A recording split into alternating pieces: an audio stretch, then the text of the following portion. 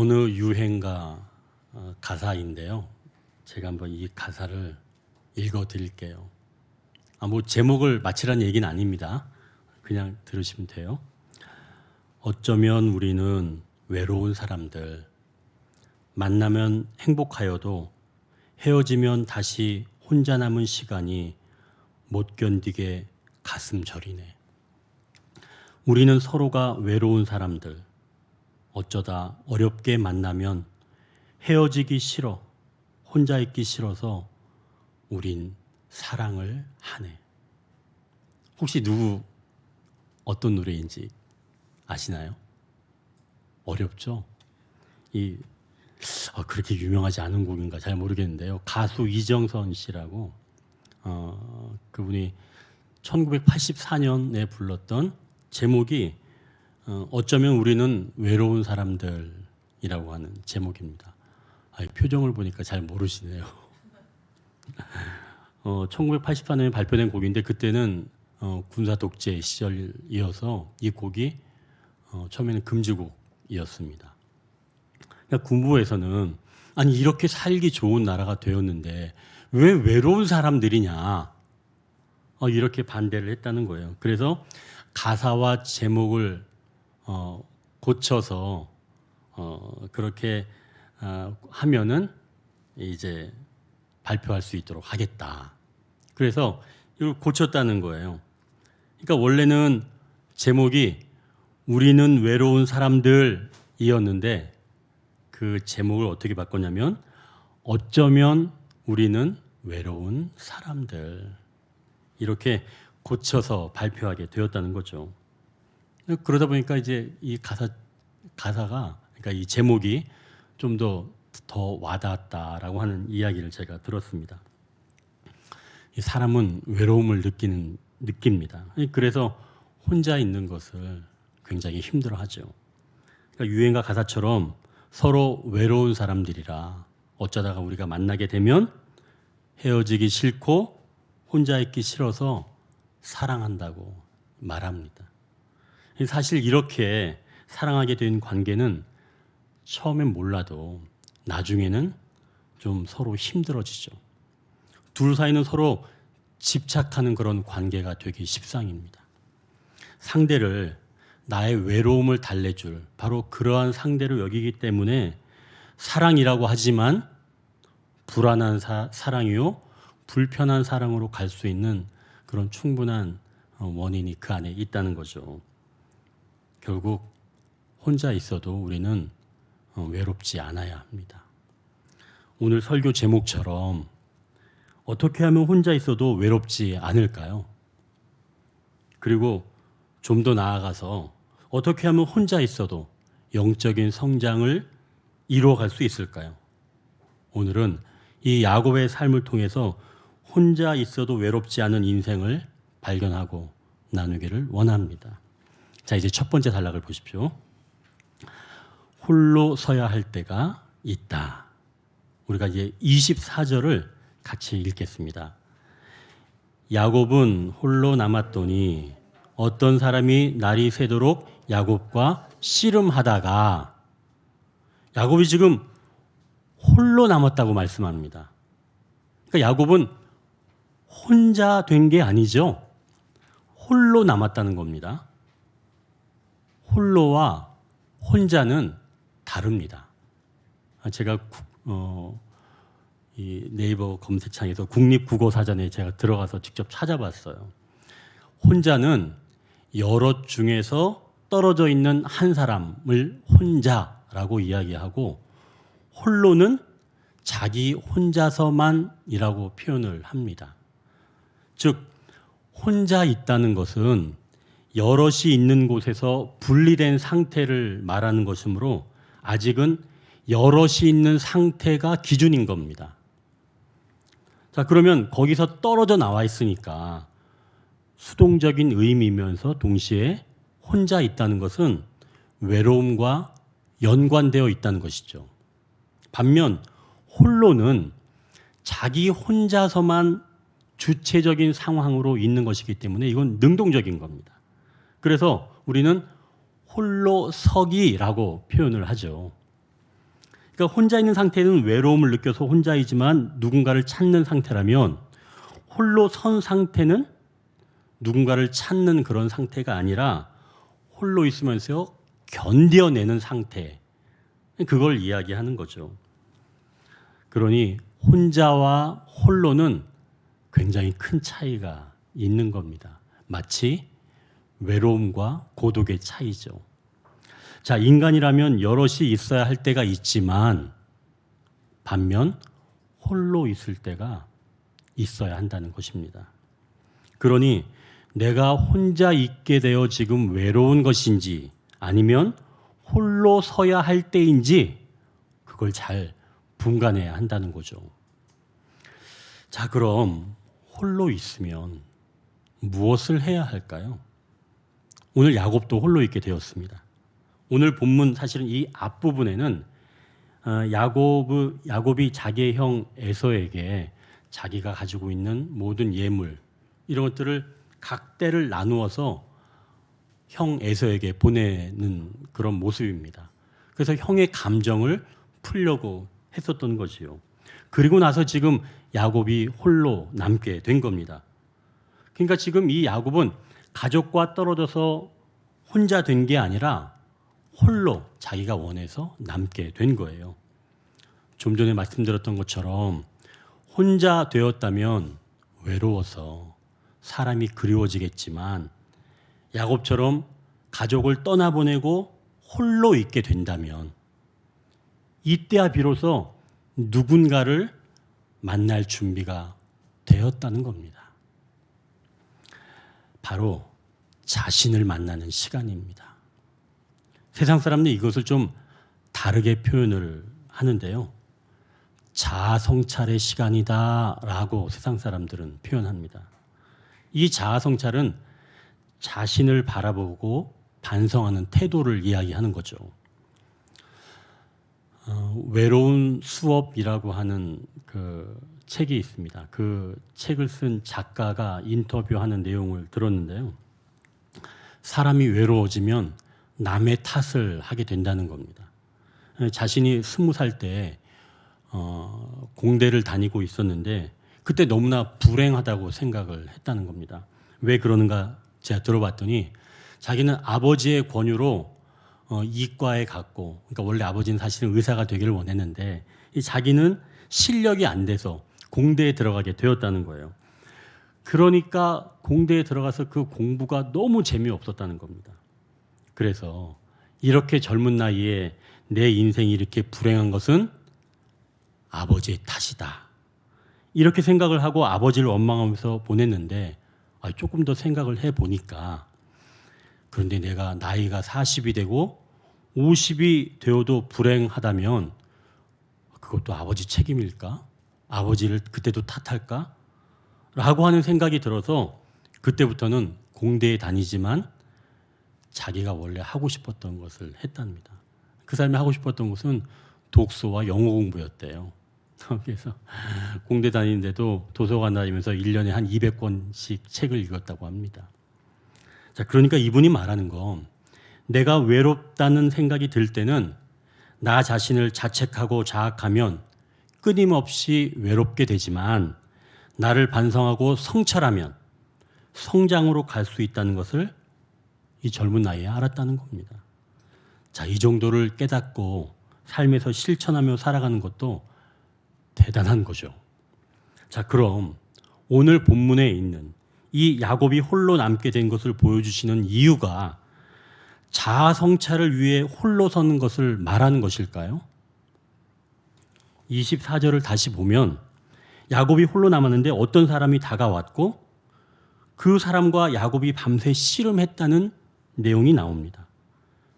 아니, 자아 성찰이 아니라 지금 뭐 했다는 거예요? 오히려 타인을 밤새도록 탐색한 시간이었다는 겁니다. 씨름하면서. 그럼 홀로 남은 이유가 씨름하기 위해서일까요? 아니겠죠. 세상에서는 홀로 남아있을 때 자기 자신을 바라보라고 하지만 신앙의 세계에서는 나를 바라보는 방법이 조금 다릅니다. 25절을 보면 어떤 방법으로 나를 바라봐야 하는지 나옵니다. 25절을 보십시오. 자기가 야곱을 이기지 못함을 보고 그가 야곱의 허벅지 관절을 치매 야곱의 허벅지 관절이 그 사람과 씨름할 때에 어긋났더라. 어떤 사람이 야곱과 씨름하다가 질 것 같으니까 야곱의 허벅지 관절을 친 겁니다. 그랬더니 야곱의 관절이 지금 어긋났다는 거예요.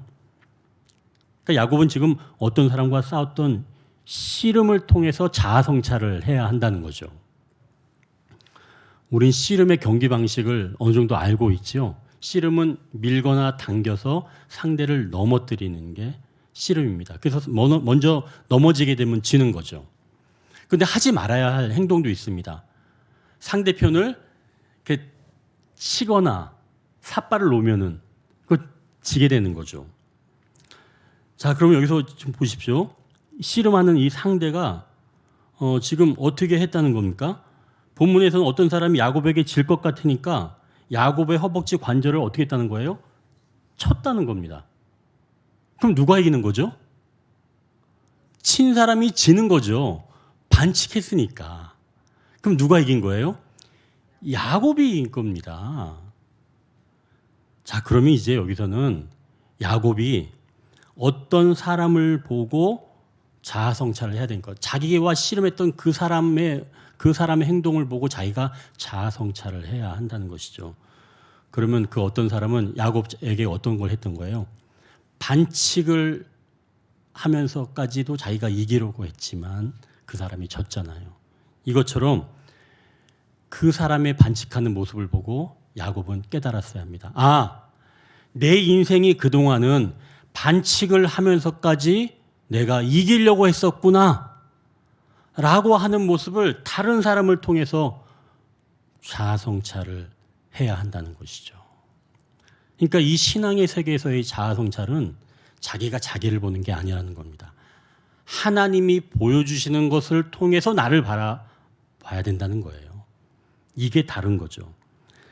야곱이 그 사람을 통해서 봤던 것은 자기도 누군가를 그렇게 반칙하면서까지 이기려고 했던 형의 그 장자권, 축복권을 속이면서까지 빼앗으려고 했던 그 모습을 다른 사람을 통해서 자아성찰을 해야 한다는 것이죠. 자, 그럼 도대체 야곱과 씨름했던 이게 어떤 사람? 누구일까요? 우리가 30절을 좀 미리 본다면 그 야곱은 어떤 사람이 곧 하나님이셨다고 말하고 있습니다. 자, 그럼 여기까지 좀 정리한다면 내가 혼자 있게 된 건지 아니면 홀로 있게 된 건지 분별할 줄 알아야 되고, 홀로 되었다면 나를 발견할 수 있는 기회라는 것이죠. 세상에서는 이 자아성찰을 위해서 자기가 자기 자신을 바라봐야 하는데, 신앙의 세계에서는 자기가 자기 자신을 바라보는 것이 아니라 하나님께서 보시는, 하나님께서 보여주시는 자기의 모습을 봐야 한다는 것입니다. 그걸 홀로 서 있을 때 알게 된다는 것이죠. 그럼 홀로 서야 한 이유가 나를 알아가기 위한 것, 그것뿐일까요? 또 한 가지 이유가 있습니다. 하나님이 야곱과 씨름하시면서 야곱의 허벅지 관절을 치신 거죠. 좀 전에 말씀드렸던 것처럼 반칙을 하면 반칙한 사람이 지는 겁니다. 자, 그러면 하나님이 왜 반칙하셨을까요? 하나님이 네가 야곱, 네가 이렇게 반칙하면서 살아왔어, 이것만 보여주시려고 하나님이 반칙하셨을까요? 여기서 보니까 25절 보니까 자기가 야곱을 이기지 못하는 보고 그가 야곱의 허벅지 관절을 쳤다고 말씀합니다. 자, 여기서 사실은 이 원어에서는 쳤다라고 하는 게 아니라 닿았다라고 말씀합니다. 그러니까 하나님은 살짝 된 건데 야곱의 뼈가 어긋나게 된 거죠. 그러면 하나님 칠 의도는 아니었지만 하나님은 능력 있는 분이기 때문에 손만 대도 그렇게 어긋나게 되는 겁니다. 자, 그러면 이 얘기는 뭐냐면 스스로 반칙패를 당하신 거예요, 하나님께서. 자, 그렇다면 이제 이긴 자를 축복하기 위해서 하나님은 스스로 반칙패를 당하셨다는 거죠. 이긴 사람을 축복하시기 위해서 스스로 져주신 겁니다. 야곱을 축복하기 위해서. 자, 그렇다면 반칙하는 모습을 보여주신 것은 두 가지 이유입니다. 야곱의 원래의 모습을 보여주신 것도 있지만 또 하나는 야곱이 축복받을 수 있는 위치, 자격을 얻도록 하나님께서 반칙을 하셨다는 것이죠. 자, 그러니 여러분 홀로 있게 되었다면 하나님을 통해 나를 바라보시고 나를 알아가는 시간이라는 말씀입니다. 그럴 때 하나님께서 보여주시는 나의 연약함, 부끄러운 모습들을 발견할 수 있게 된다는 것이죠. 이런 모습을 꼭 하나님을 통해 바라봐야 합니다. 그렇게 된다면 홀로 있는 시간이 오히려 하나님의 복을 받는 기회가 되는 줄 믿으시길 바랍니다. 자, 그럼 홀로 있는 시간에 하나님을 통해서 나를 바라보면 그리고 하나님 내리시는 복을 받는다는 것, 이건 도대체 어떤 의미일까? 더 구체적으로 그러니까 두 번째 단락을 이제 보겠습니다. 두 번째 단락, 나의 변화를 맞이할 때가 온다. 28절을 우리가 같이 읽겠습니다. 그가 이르되 내 이름을 다시는 야곱이라 부를 것이 아니요 이스라엘이라 부를 것이니 이는 내가 하나님과 및 사람들과 겨루어 이겼음이니라. 지금 야곱의 이름이 뭘로 바뀌었다는 거예요? 이스라엘. 여러분, 자기의 이름을 가장 많이 듣는 사람은 누구일까요? 자기 이름을 가장 많이 듣는 사람. 자기 자신이에요. 자기 자신이 제일 많이 듣죠. 누구를 통해서? 타인을 통해서 내 이름을 불러주니까요. 그런데 내 이름의 뜻이 좋지 않거나 듣기 거북한 이름을 매번 들어야 한다면 자신은 상당히 곤란하겠죠. 그래서 개명하시는 분들도 있잖아요. 제가 이제 중학교 다닐 때 저희 친구들이 겨울이 오면 이 군고구마 장사를 해서 돈을 벌었습니다. 그때는 이제 금융 실명제가 아니었거든요. 그래서 이제 통장의 이름을 자기가 원하는 이름으로 만들 수가 있었어요. 예전에는. 지금에서야 이제 뭐 은행에 가게 되면 우리가 번호표를 다 뽑잖아요. 그래서 이제 보통 번호표를 이렇게 주면 뭐 1번 손님 창구로 오십시오. 뭐 이렇게 이야기를 하잖아요. 근데 그 당시에는 그런 번호표가 없었기 때문에 통장의 이름을 보통은 불렀습니다. 그런데 이제 제 친구들이 통장을 만들어서 이제 통장을 갖다 주면 창구에서 통장의 이름을 부르면 갔는데 그때 이 은행원이 이 친구들 통장의 이름을 부르는데 부르는 사람도 웃고 또 친구들은 창피해서 창구로 가지도 못했습니다. 항상 이렇게 불렀습니다. 고구마 손님 1번 창구로 오십시오. 통장 이름을 고구마라고 지은 거예요. 그러니까 친구들은 그 이름을 들으면 서로 일어나지 않았고 그러니까 창구 여직원은 계속 고구마를 부르면서 부르는 본인도 웃음을 참지 못했던 일이 있었습니다. 야곱이 하나님께 자기의 이름을 말하면서 고개를 숙였을 줄 압니다. 야곱이라는 이름의 뜻, 그 뜻은 발꿈치를 잡는 자입니다. 자기가 어떤 사람인지 그대로 보여주는 거죠. 늘 누군가의 발 뒤꿈치를 붙잡았던 야곱이었던 겁니다. 늘 뒤에 있으면서 그 사람을 붙잡고 앞으로 나아가고 싶은 그 욕망이 그 이름에 그대로 담겨 있는 거죠. 그러니 야곱은 자신의 이름을 부르면서 창피해서 제대로 말하지 못했을 겁니다. 하나님 앞에서. 마치 고구마처럼요. 그런데 하나님은 야곱의 이름을 들으시고 이렇게 말씀하시는 거예요. 다시는 야곱이라 부르지 말고 너의 이름을 이스라엘이라 이렇게 말씀하십니다. 다시는 그렇게 부르지 말라고 말씀하시는 거죠. 이것은 하나님께서 야곱이라는 이름으로 살아왔던 그 삶을 잊어버리겠다라고 하시는 겁니다. 야곱의 죄 많은 인생을 기억하지 아니하시고 그리고 그것을 완전히 잊어버리겠다라고 하시는 하나님의 의지이시며 사랑이 담겨 있는 말씀이지요. 하나님이 기억하지 아니하시면 그 누구도 야곱의 지난 날에 대해서 말할 수 없는 겁니다. 변화를 맞이하기 위해서 먼저 지난 것들이 잊혀져야 한다는 것이죠. 지워져야 합니다. 야곱이 지워져야 되는 거예요. 하나님은 그래서 다시는 야곱이라 부르지 않겠다는 것입니다. 정말 나를 사랑하는 사람 앞에서 나의 부족한 모습, 연약한 모습, 죄를 고백한다면 나를 사랑하는 사람은 그 모습을 받아주지요. 그리고 감싸줍니다. 오히려 그것을 자기가 짊어지려고 합니다. 그게 바로 십자가의 사랑이죠. 부부끼리도 자신의 잘못을 솔직하게 고백하고 용서를 구해 보십시오. 정말 사랑한다면 용서를 구하는 그 상대를 안아주면서 아픔을 함께 나눕니다. 제가 자주 말씀드리는 폴 트루니의 인격의학의 창시자인 그가 어렸을 때 아주 일찍 부모를 여의게 되고 고아로 살았습니다.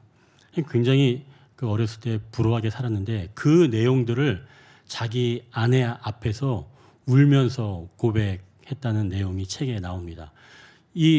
그 폴 트루니의 부부가 그 이후부터 정말 이 내면의 모든 진솔한 내용까지 서로 부부간의 이야기를 하면서 살아왔다는 그의 기록이 있습니다. 그러면서 폴 트루니가 이렇게까지 이야기를 하고 있어요. 우리 사이에는 비밀이 없었습니다. 멋지죠. 그런 사람 참 멋지죠. 자, 사람과 사람 사이에도 이러한데 하나님 앞에서 나의 죄인된 모습, 연약한 모습을 고백한다면 사랑의 하나님께서 우리를 비난하실까요? 하나님은 우리를 그분의 품에 안아주시고 지난날의 모든 것들을 잊으시면서 우리를 보호해 주시는 줄 믿습니다.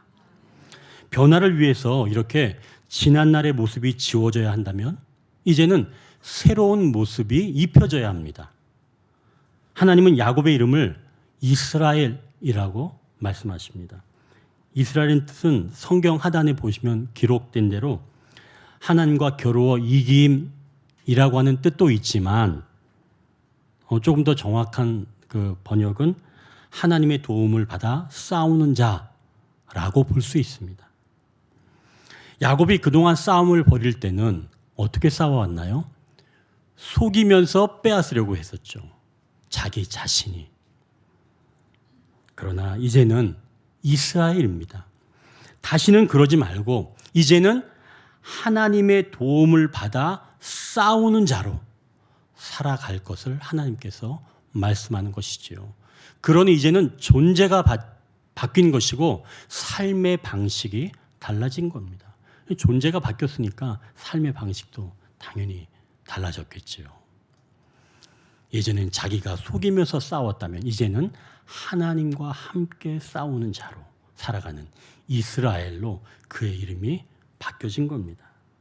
이게 바로 새로운 변화가 시작되었다는 것이죠. 결국 야곱은 이스라엘이 되었고 드디어 온전한 변화의 길에 들어서게 되었다는 겁니다. 하나님께서 사랑하신 성도 여러분, 홀로 남게 되었다면 하나님을 만나셔서 하나님으로 인하여 나의 변화를 맞이할 때가 왔다는 것을 말씀합니다. 그러니 홀로 남아있다고 외로워하지 마십시오. 하나님을 만나야 합니다. 자, 그럼 예수님은 이 홀로 있는 시간을 어떻게 활용하셨을까요? 마가복음 1장 34절 35절에 이렇게 말씀합니다. 예수께서 각종 병이 든 사람을 고치시며 많은 귀신들을 내쫓으시되 귀신이 자기를 알므로 그 말하는 것을 허락하지 아니하시니라. 새벽 아직도 밝기 전에 예수께서 일어나 나가 한적한 곳으로 가사 거기서 기도하시더니 예수님은 바쁜 와중에도 새벽이면 홀로 한적한 곳으로 나가 하나님을 만나셨다는 겁니다. 예수님은 하나님과 씨름할 이유도 없는 분이에요. 또 이름이 바뀔 이유도 없는 분입니다. 그런데도 지금 홀로 한적한 곳에 나가서 하나님을 만나셨다는 겁니다. 예수님은 왜 홀로 계셨을까요? 요한복음 5장 30절에 이렇게 말씀합니다. 내가 아무것도 스스로 할 수 없노라. 나는 나의 뜻대로 하려 하지 않고 나를 보내신 이의 뜻대로 하려 함으로. 예수님은 홀로 남은 시간에 하나님을 만나셨습니다. 예수님은 일하실 때 예수님 뜻대로 행하신 것이 아니라 하나님의 뜻대로 하시기 위해 홀로 있는 시간을 보내셨다고 말씀합니다. 그리고 다시 제자들에게 돌아와 함께 일상에서 하나님의 일들로 분주하게 살아가셨지요. 그러면 예수님은 이 홀로 있는 시간을 바쁜 일들 가운데 배치하시면서 하나님을 의지하는 시간으로 채워가셨다는 겁니다. 그러니까 예수님의 삶의 방식은 바쁜 일, 그 다음에 홀로 있는 일, 또 바쁜 일, 그 다음에 홀로 있는 일. 이렇게 바쁜 일 다음에 홀로 있는 시간을 스스로 배치해 두셨다는 것이죠. 이것은 마치 제가 가만히 묵상해 보니까 어떤 것과 같냐면 뼈와 뼈 사이에 있는 연골과 같다는 이야기입니다. 제가 묵상한 것은 바로 그겁니다. 뼈와 뼈 사이의 연골. 여러분, 뼈가 뼈만 있으면 어떻게 되나요? 둘이 부딪혀서 일어설 수가 없고 부러져 버립니다. 갈 수가 없어요. 연골이 없다면 인공으로라도 만들어서 넣어야 합니다. 그래야지 살아갈 수가 있다는 거죠. 그렇다면 홀로 있는 시간은 우리가 바쁘게 살아가면서 사실은 절대적으로 필요한 시간이라는 겁니다. 우리는 날마다 분주하며 살아가죠. 우리가 입버릇처럼 말하는 것은 정신없이 살아간다입니다. 그래서 홀로 있는 시간을 갖지 못합니다. 하나님으로 잠잠히 나를 바라보는 시간이 없으니까 내가 어떻게 살고 있는지 나를 바라볼 수가 없게 되는 거죠. 그저 외롭다고 생각할 뿐 홀로 서 있지를 못한다는 겁니다. 마치 야곱처럼 내가 가족을 빼앗기지 않을까? 내 것을 빼앗기지 않을까? 전전긍긍하면서 살아간다는 것이죠. 그러나 홀로 있는 시간을 통해서 내 존재의 변화를 경험하게 된다면 이제 예수님처럼 나의 일이 아니라 이것이 곧 하나님의 일이며 하나님의 뜻대로 일하실 수 있도록 홀로 있는 시간을 함께 있는 시간과 균형을 맞춰서 살아간다는 것이지요. 홀로 남아있을 때 하나님과 대면할 수 있으며 나의 변화를 맞이할 때가 오게 됩니다. 이제 세 번째 단락을 보십시오. 축복하는 자로 살아간다고 말씀한다. 31절을 같이 읽습니다. 그가 분이엘을 지날 때에 해가 돋았고 그의 허벅다리로 말미암아 절었더라. 야곱이 하나님과 씨름하였던 장소를 뭐라고 했다고요? 분이엘. 성경 하단에 보면 거기 분이엘이 어떤 뜻인지 나와 있죠? 어떻게 해석을 했습니까? 하나님의 얼굴. 31절에 이 야곱이 분이엘을 지날 때 해가 돋았다고 지금 말씀을 하죠. 그러니까 야곱에서 이스라엘로 새로운 삶이 시작되었다는 것을 말하는 거겠죠. 해가 떴다는 거니까. 그러니까 이스라엘을 지금 밝게 비춰주고 있다는 겁니다. 자신의 인생이 하나님의 얼굴을 대면하게 되면서 밝게 빛이 나게 되었다, 시작하게 되었다라는 것입니다. 물론 사실은 이게 하나님께서 비춰주시는 빛이기 때문에 자기가 빛이 나는 거겠죠. 그래도 어찌됐든 지금 야곱에서 이스라엘로 변한 이 이스라엘에게 몸에 광채가 나는 것은 사실입니다. 자, 30절에서 32절을 좀 자세히 보면 사실 뭔가 좀 이상한 점을 발견할 수 있어요. 30절에 그러므로 야곱이 그곳 이름을 분엘이라 하였으니 그가 이르기를 라고 얘기하는데요. 여기서 그가는 누구인가요? 이거는 야곱입니다. 또 이제 31절에 그가 분해를 지날 때 해가 돋았고, 여기서 그가는 누구 얘기할까요? 야곱을 얘기할까요? 하나님 얘기할까요? 좀 헷갈리죠? 이건 좀 난해합니다. 그리고 그 뒤쪽에 그의 허벅다리로 말미암아라고 했을 때 여기서 그애는 누굴 얘기할까요? 이거는 야곱을 얘기하는 거죠. 자, 앞에 쪽에 그가는 좀 난해한데 뒤쪽은 야곱입니다. 자, 그럼 이제 32절을 보십시오. 그 사람이 야곱의 허벅지 관절에 있는 둔부의 힘줄을 쳤으므로, 자, 여기서 그 사람은 누굴 얘기하는 걸까요? 이건 또 하나님 얘기하는 거죠. 자, 그러면 왜 이렇게 하나님 야곱이라고 하지 않고 딱 구분하지 않고 헷갈리게 그가, 그의, 그 사람이 이렇게 얘기해 놨을까요? 제가 묵상하다 보니까 이게 굉장히 좀 신기했습니다. 아니, 하나님, 야곱 이렇게 말씀해 놓으면 될 것을 그가, 그의 있는 사람이 헷갈리게 말이죠. 곰곰이 생각해 보니까 야곱이 이제 하나님의 빛을 받게 되었잖아요. 이제 야곱도 하나님의 빛이 얼마는 나타나는 사람이 된 겁니다. 야곱을 통해서 하나님의 모습이 드러나게 된 거죠. 야곱이 하나님 같고 하나님이 야곱 같은 그런 것 아닐까요? 그래서 여기서 그가, 그의, 또 그 사람이라고 하는 것은 이제는 살짝 구분하기 어려워질 수 있다라고 볼 수가 있는 거죠. 야곱의 얼굴에서 하나님의 얼굴을 보는 것처럼 말입니다. 즉 야곱이 이제 하나님의 모습을 닮아가기 시작을 했다는 겁니다. 그렇게 시작을 했다는 것이죠. 자, 그럼 이제 또 하나 이상한 거 있습니다. 자, 32절을 보니까 해가 돋았다는 것은 새롭게 출발하게 됐다는 것을 알게 되었는데, 야곱이 그의 허벅다리로 말미암아 절었다라고 이야기합니다. 아니, 누군가를 축복하는 삶이 되어야 되는데 절고 있는 사람이 누군가를 축복한다. 여러분 마음이 좀 편하십니까? 이게 좀 불편한 얘기 아닌가요? 절고 있는 사람이 누군가를 축복한다? 좀 불편할 수 있습니다. 야곱, 아니 이 이스라엘이 다리를 절게 된 건 그의 옛 모습이 하나님 앞에서 드러났고 하나님께 다름을 받았다는 겁니다. 신앙인은 다른 사람을 축복할 수 있는 자들입니다. 그러니까 다른 사람을 축복하려면 하나님 앞에 홀로 선 경험이 있어야 한다는 것이죠. 하나님 앞에 홀로 선다면 하나님은 우리 허벅지 관절에 손을 대셔야 합니다. 그리고 대시는 줄 믿습니다. 하나님께서 야곱과 같은 인생에 손을 대어 주셔야 우리가 새로운 인생을 살아갈 수 있다는 것이죠. 그러니 절뚝거리며 걷는 사람이야말로 누군가를 축복할 수 있는 사람입니다. 우리가 생각하기에 누군가를 축복할 수 있는 사람은 뛰는 사람이며 나는 사람이라고 생각하지만 하나님 보시기에 축복할 수 있는 사람은 그런 사람이 아니라는 거예요. 오히려 하나님께 다룸을 받아서 겸손하게 한 발 한 발 걸어가는 자가 바로 타인을 축복할 수 있는 자라고 하는 것이죠.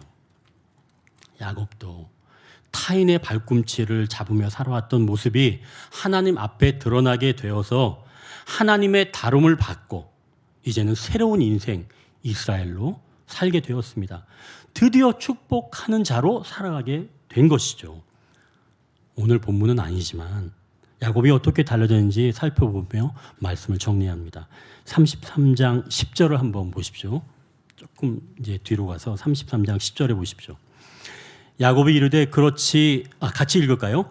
야곱이 이르되 그렇지 아니하니이다. 내가 형님의 눈 앞에서 은혜를 입었사오면 청하건대 내 손에서 이 예물을 받으소서. 내가 형님의 얼굴을 배운즉 하나님의 얼굴을 본 것 같사오며 형님도 나를 기뻐하심이니이다. 아멘. 야곱이 그동안 죽을까 봐 피해 다녔던 자기의 형 에서를 만났는데 형의 얼굴을 보니 무엇처럼 보였다고 얘기하나요? 하나님의 얼굴이 보였다고 하는 겁니다. 야곱이 홀로 있던 시간, 즉 일하지 않고 하나님이 다루어 주시는 시간에 오히려 하나님은 에서를 만나 주셨고 에서의 마음을 만져 주셔서 에서의 얼굴이 변하도록 해 주셨고, 또한 야곱은 하나님께 다름을 받아서 빛이 나기 시작하니까 에서의 모습에서도 하나님의 모습을 발견할 수 있게 된 것이죠. 그러니까 이제는 에서도 야곱을 기뻐하게 되었습니다. 비로소 야곱이 축복하는 자로 살게 된 것이죠. 형을 20년 동안 피해 다녔는데 진작 홀로 서 있는 시간이 있었더라면. 하나님께 사랑하신 우리 연도교회 성도 여러분, 혼자 있어도 외롭지 않으려면 내가 홀로 남아있는 시간이 되어야 합니다. 신앙인이라면 함께 있는 시간과 홀로 있는 시간의 균형이 꼭 필요합니다. 처음 이정선 씨가 했던 노래가 다시 생각이 납니다. 헤어지기 싫어, 혼자 있기 싫어서 우린 사랑을 한다고 하지만 진정으로 사랑하기 위해선 홀로 있는 시간이 우리에겐 필요합니다. 혼자 있어도 외롭지 않으려면 홀로 있는 시간이 필요하다고 하나님께서 우리에게 말씀합니다. 말씀을 정리합니다. 우리는 홀로 서야 할 때가 있습니다. 홀로 서는 것은 하나님이 보여주시는 것으로 나를 성찰하는 시간입니다. 하나님은 내가 홀로 서는 시간, 복을 받을 수 있는 자격을 만들어 주십니다. 홀로 있는 시간에 나의 변화를 맞이할 때가 찾아온다는 것이죠. 이 시간에는 예전에 잘못된 나의 모습이 제거되고 새로운 이름으로 새 날을 살 수 있도록 허락해 주십니다. 또한 홀로 있는 시간은 분주한 시간을 받쳐주는 복된 시간이라고 말씀합니다. 홀로 있는 경험을 통해 비로소 축복하는 자로 살아가시기를 주님의 이름으로 축원합니다. 기도하겠습니다.